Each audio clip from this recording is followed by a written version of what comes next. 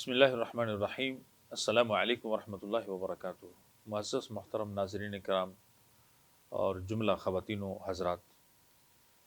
قرآن مجید صورت ہود کے اندر اللہ رب العزت نے سیدنا ہود علیہ الصلوۃ والسلام اپنی قوم سے جب دعوت توحید اور اللہ کا پیغام پہنچاتے ہیں تو اس ضمن میں اپنی قوم کو یہ بھی دعوت دیتے ہیں وَيَا قَوْمِ اسْتَغْفِرُوا رَبَّكُمْ ثُمَّ تُوبُوا إِلَيْهِ يُرْسِلِ السَّمَاءَ عَلَيْكُمْ مِدْرَارًا وَيَزِدْكُمْ قُوَّةً إِلَىٰ قُوَّتِكُمْ وَلَا تَتَوَلَّوْا مُجْرِمِينَ۔ یعنی ہود علیہ السلام نے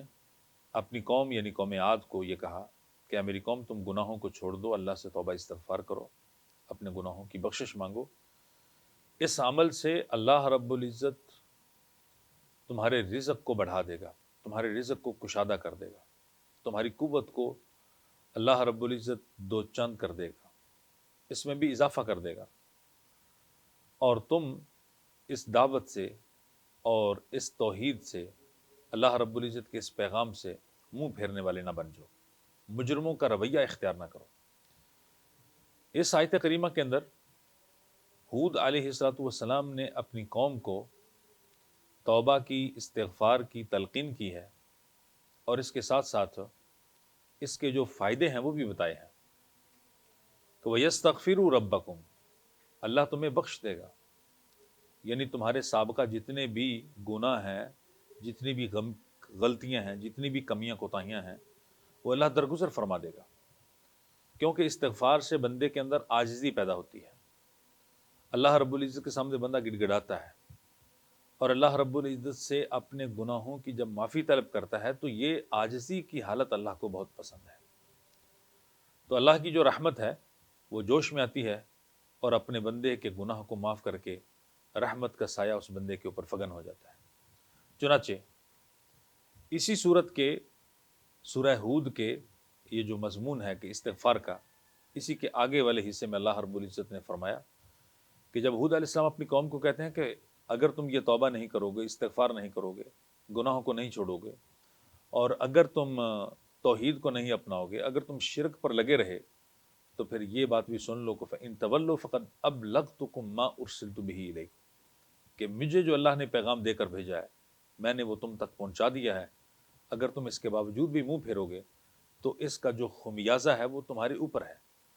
اس کا جو نتیجہ، اس کا جو نقصان ہے وہ تمہیں خود اٹھانا پڑے گا۔ تو اس آیت کریمہ کے اندر اللہ رب العزت نے یہ بات واضح کر دی ہود علیہ السلام کی زبانی کہ ما ارسلت بہ الیکم،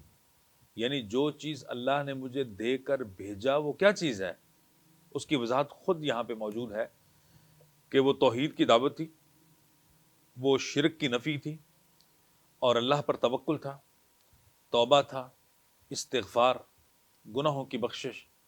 یہ وہ ساری چیزیں ہیں جو کوئی بھی نبی جب آتا ہے اللہ کا پیغام لے کر تو وہ قوم کو سب سے پہلے اسی میسج، اسی پیغام اور اسی دعوت کی طرف بلاتا ہے۔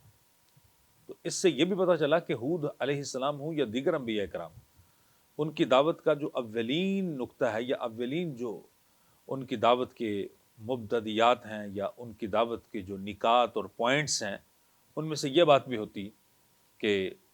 توحید کو اپنا لو، شرک کو چھوڑ دو، توبہ کرو، استغفار کرو، اللہ پہ توکل کرو، اور غیر اللہ سے نا امید ہو جاؤ اور اللہ سے امید اپنی باندھو۔ تو یہ عقیدے کی جو بات ہے یا عقیدے کے جو اساسی اور فکری اور منہجی پہلو ہیں، جب تک بندے میں یہ چیز مضبوط نہیں ہوتی ہے، ان چیزوں کے اوپر عقیدہ اور نظریہ وہ درست نہیں ہوتا، تو زندگی جو ہے وہ کبھی بھی اللہ کی طرف رجوع کرنے والی نہیں بن سکتی۔ یہاں پر ایک بات اور بھی بہت اہم ہے سمجھنے کے حوالے سے کہ استغفار جو ہے یہ گناہوں کی بخشش اور معافی طلب کرنا ہے، اور توبہ یہ ہوتا ہے کہ آپ باقی دنیا سے کٹ کر اللہ کی طرف رجوع کر لیں، اللہ کی طرف لو لگا لیں، کیونکہ توبہ کا معنی ہے پلٹنا،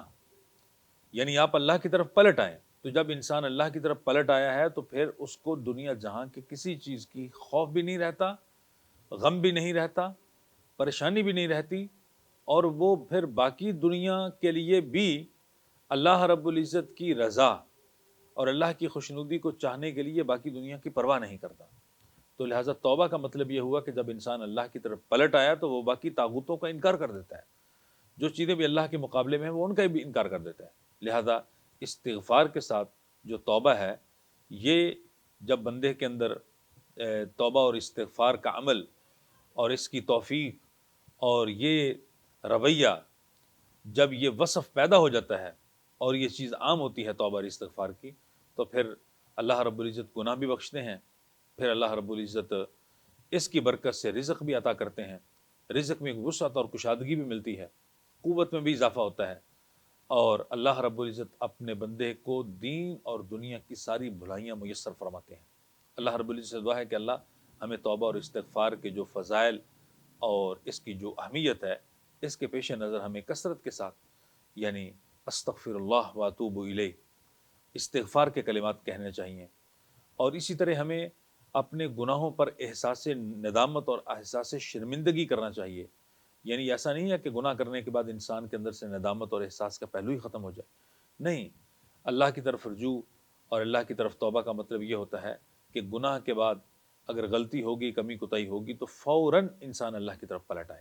اللہ رب العزت ہمیں اس کی توفیق بھی نصیب فرمائے اور اس پر عمل پیرا ہونے اور اس میسج کو باقی تمام احباب تک پہنچانے کے لیے اللہ ہمیں ہمت اور فکر نصیب فرمائے، آمین یا رب العالمین۔ زندگی شعور سے، الحکمہ انٹرنیشنل۔